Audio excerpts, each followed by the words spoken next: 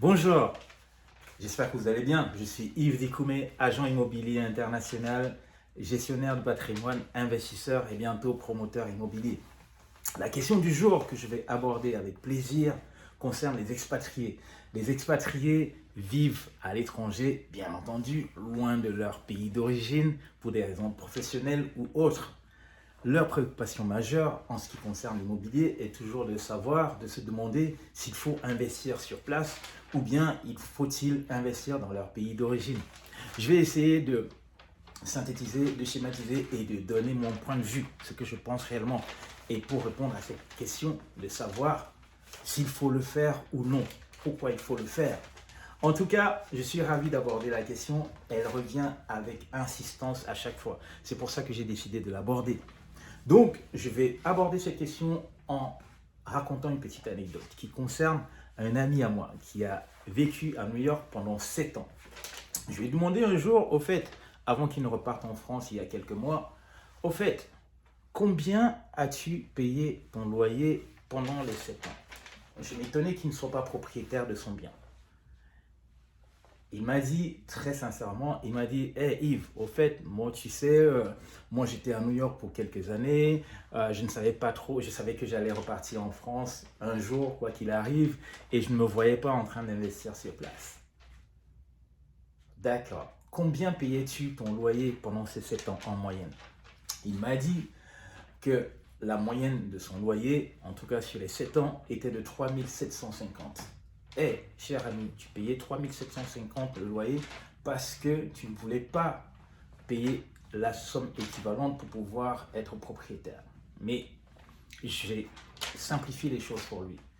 3750 en moyenne par mois, par an, ça fait 45 000 dollars.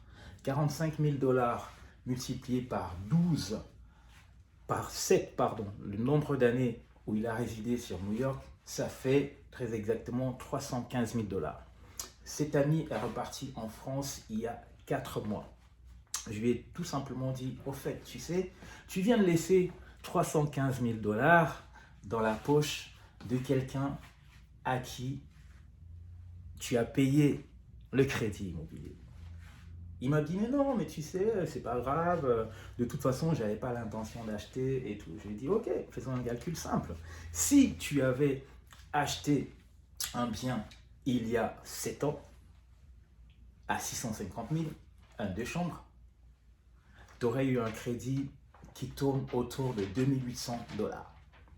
D'accord? Donc, à supposer que tu aies acheté il y a 7 ans un appartement à 650 000 dollars dans le cœur de Manhattan où tu habitais, en déposant 32 500 dollars d'apport, c'est-à-dire 5% en tant que primo-accédant, tu aurais payé ton loyer pendant 7 ans.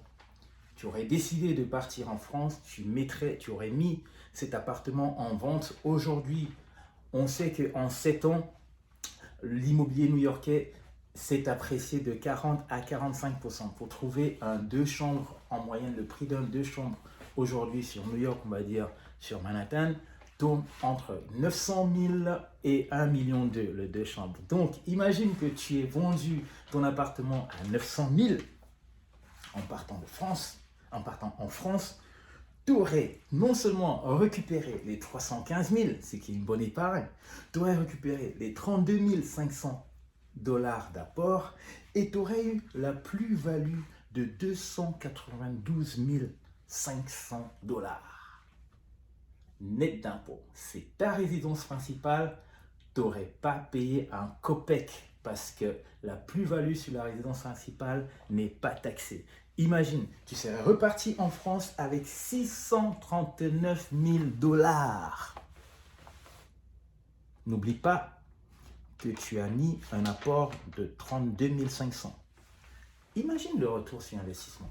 32 500 dollars d'apport, retour de 639 000 dollars 500 net d'impôts. Voilà la raison pour laquelle, en tant qu'expatrié, ayant des moyens corrects, étant privilégié avec des revenus supérieurs à la moyenne de ton pays d'origine, il est impératif que tu investisses ta résidence principale dans le lieu où tu résides. En tant qu'expatrié, le seul conseil que je pourrais te donner est d'investir impérativement sur ta résidence principale parce que c'est une épargne sûre. Plutôt que de payer un loyer pendant 7 ans, quels que soient tes revenus, si tu es expatrié, achète ta résidence principale. C'est une bonne épargne. Quand tu repars dans ton pays d'origine avec 639 000 dollars net d'impôts, ça, tu peux en faire des choses avec. Bonne journée, à très bientôt. Bon week-end, au revoir.